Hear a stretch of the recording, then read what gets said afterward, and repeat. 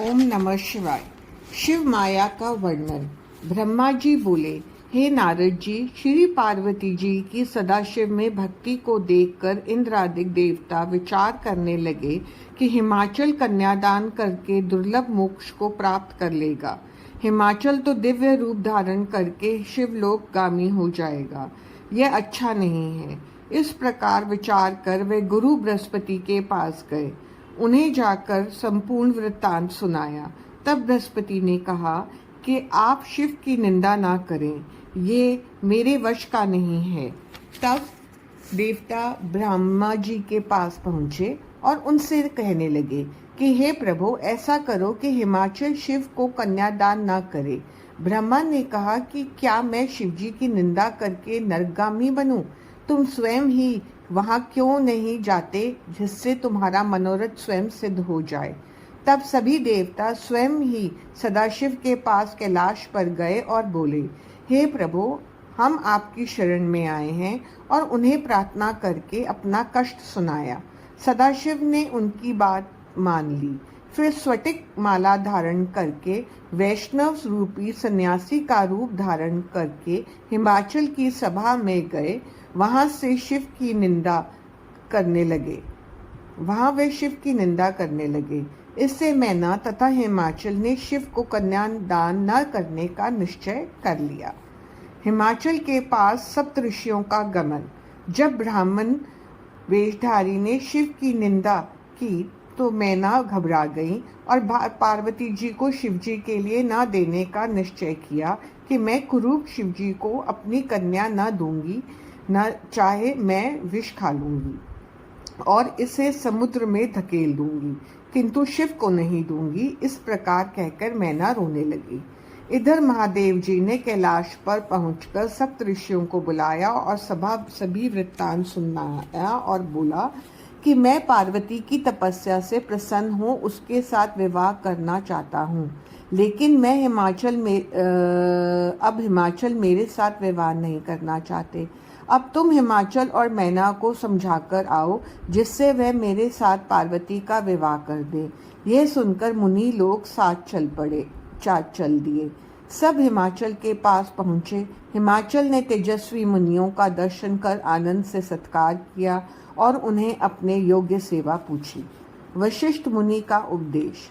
सप्तऋषि कहने लगे, हे शैलराज, तुम श्री पार्वती जी का विवाह भगवान शंकर के साथ कर दो, क्योंकि शंकर जी ही जगत के पिता हैं और पार्वती जी जगत माता हैं। इससे तुम अपना जीवन सफल कर लोगे। यह सुनकर हिमाचल बोले, हे ऋषिगण, आप यह सत्य कह रहे हैं, किंतु अभी अभी एक वैष्णव ब्राह्मण ने आकर मुझे शिव के दोष बताए हैं और पार्वती की माता को भवन में बैठी हैं और वे कहती हैं कि मैं अपनी बेटी का विवाह शिव से कदापि नहीं करूंगी। इतना सुनकर सप्त ऋषियों ने पार्वती की माता के पास असंधति को भेजा।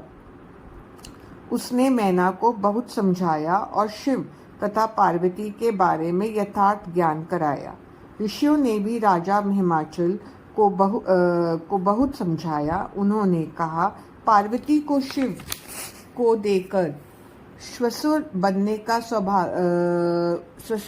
का सौभाग्य प्राप्त करो। उनके सेवक धनपति कुबेर हैं, ब्रह्मा विष्णु उनके अंग हैं। तुमने यदि प्रेम से उन्हें कन्यादान न किया तो वे बलपूर्वक तुम्हारी कन्या के साथ विवाह करेंगे। पार्वती जी तो जन्म जन्मांतर से उनकी पत्नी हैं। देखो, राजा अनरण्य ने भयभीत होकर अपनी पुत्री ब्राह्मण को दे दी और अपनी तथा परिवार की रक्षा कर ली थी।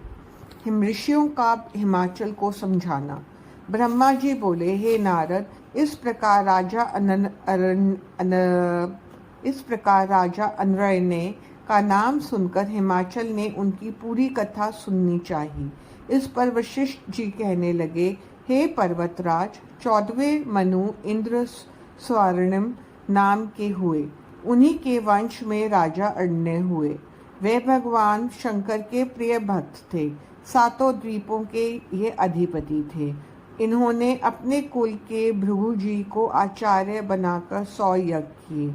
उनके 5 रानियां थीं। उनके 100 पुत्र तथा एक कन्या थी। वह लक्ष्मी के समान सुंदर और पद्मा नाम वाली थी। ये कन्या राजा और रानियों को बहुत प्यारी थी। एक बार पिप्पलाद ऋषि ने एक मनुष्य को वन में अपनी स्त्री के साथ विहार करते देखा। ऋषि के मन में इससे काम वासना जागृत हो गई। तब स्त्री किस प्रकार मिले ये विचार उत्पन्न होता रहा। एक बार उन्होंने पुष्पभद्रा नदी पर स्नान करते राजा अरण्य की कन्या पद्मा को देखा। वह उसकी सुंदरता पर मोहित हो गए। पूछने पर आसपास के लोगों ने परिहास में उनसे कहा कि क्या आप इस पर मोहित हो गए हैं? यह राजा अरण्य की पुत्री हैं, आप उनसे मांग लो। इस पर ऋषि लज्जित हो गए। उनसे मन में उसे पाने की भारी लालसा थी। शीघ्रता पूर्वक स्नान आदि कर्म करके वे राजा की सभा में पहुँचे। राजा से कन्या की याचना की। इस पर राजा चुप हो गए। फिर कुछ देर बाद ऋषि से कहा, राजा अपनी कन्या शीघ्र मुझे दे दो, अन्यथा कुल के सहित तुमको क्षण भर में नष्ट कर दूंगा। इस प्रकार मुनि के कहने पर राजा रोने लगे। फिर सोचने लगे कि इस बूढ़े ऋषि को कन्या किस प्रकार दी जाए। उसी समय राजपुरोहित तथा राजगुरु वहां आए। उन्होंने समझाया कि राजन, कन्या का विवाह किसी के साथ करना ही है, अतः कुल की रक्षा के लिए ब्राह्मण को दान दे दो। इस पर बुद्धिमान राजा ने पुरोहित के कहने पर वस्त्र आभूषण आदि के साथ कन्या का दान मुनि को कर दिया। पद्मा के साथ मुनि विवाह करके सुखपूर्वक अपने स्थान को चले गए। राजा राजपाट छोड़कर वन में चले गए। रानी की मृत्यु हो गई। राजा के बड़े पुत्र कीर्तिमान राज्य करने लगे। हे हिमाचल, इस प्रकार अरण्य ने मुनि को कन्या देकर अपने कुल की रक्षा कर ली। अतः तुम भी अपनी कन्या को शिव को देकर सभी देवताओं को अपने अधीन कर लो। पद्मा पिप्पलाद की कथा। हिमाचल पिप्पलाद की कथा सुनकर आगे की कथा सुनने की इच्छा करने लगा कि पिप्पलाद ऋषि और पद्मा ने आगे किस प्रकार और कहाँ निवास किया। तब वशिष्ठ जी बोले कि हे पर्वतराज, वह पिप्पलाद अत्यंत वृद्ध थे।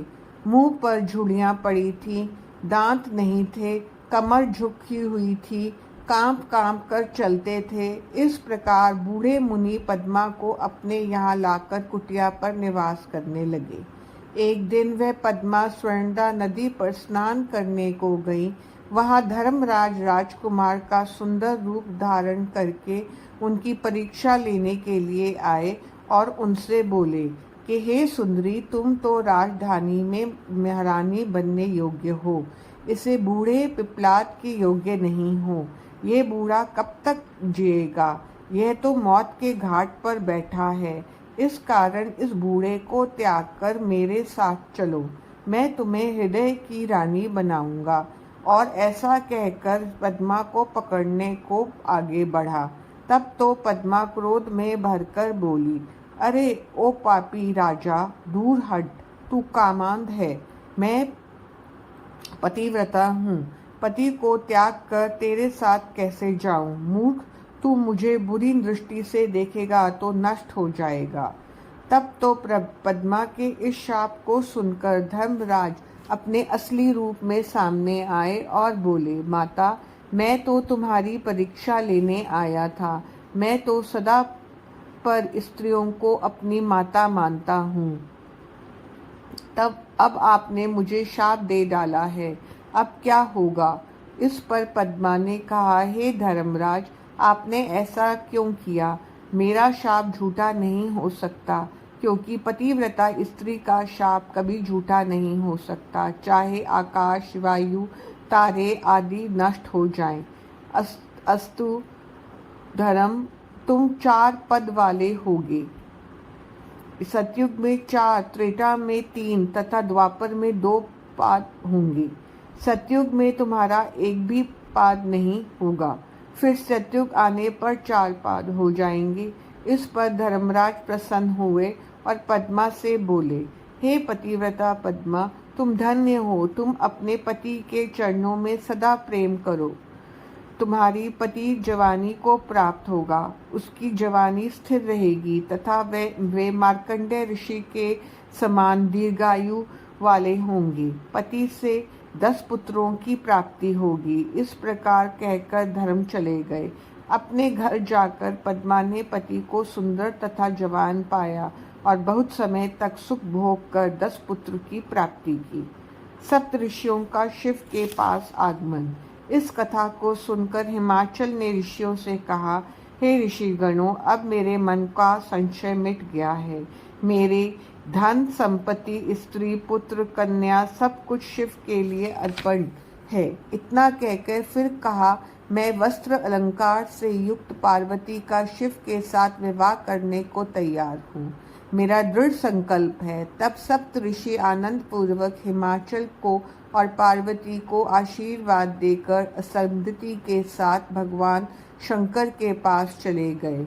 शिवजी को सब वृत्तांत सुनाया और हिमाचल के द्वारा शिवजी को पार्वती जी को दान करने की बात कही और उन्होंने शिवजी से कहा, हे नाथ, अब आप विवाह की तैयारी करें, समस्त देवगणों को निमंत्रित करें। हिमाचल का लगन पत्रिका भेजना। इसके बाद हिमाचल ने अपने संबंधियों को बुलाकर गर्ग जी द्वारा लगन पत्रिका लिखवाई और उसे भगवान शंकर के पास भिजवाया। शिवजी ने लगन पत्रिका वाले पुरोहित का यथावत आदर सत्कार किया। तब हिमाचल ने विवाह की सामग्री इकट्ठी कर ली और मद्राचल, उदयाचल, हस्ताचल, विंध्याचल, त्रिकूट, चित्रकूट, वैकट, श्रीगिरी आदि पर्वत तथा गंगा आदि सभी नदियां हिमाचल के घर पर निमंत्रित होकर आईं। हिमाचल ने उनका सत्कार करके सुंदर सुंदर स्थानों पर उन्हें बसाया। इसके बाद हिमाचल ने विश्वकर्मा को बुलाकर सभी आगंतुकों के लिए आवास स्थान बनवाए। विश्वकर्मा ने विवाह मंडप की अद्भुत रचना की। मंडप 10,000 योजन लंबा चौड़ा था, जो 40,000 कोस तक फैला हुआ था। उस मंडप में विश्वकर्मा ने अनेकों प्रकार की स्थावर, जंगम, पुष्प, स्त्री, पुरुष, विष्णु, इंद्र, नंदीश्वर, लक्ष्मी आदि की मूर्तियां बनवाईं, जो रत्न जड़ित स्वर्ण आदि की थीं। वहां जल में थल और थल में जल दिखाई पड़ता था। उसे देखकर देखने वालों का मन मोहित हो जाता था।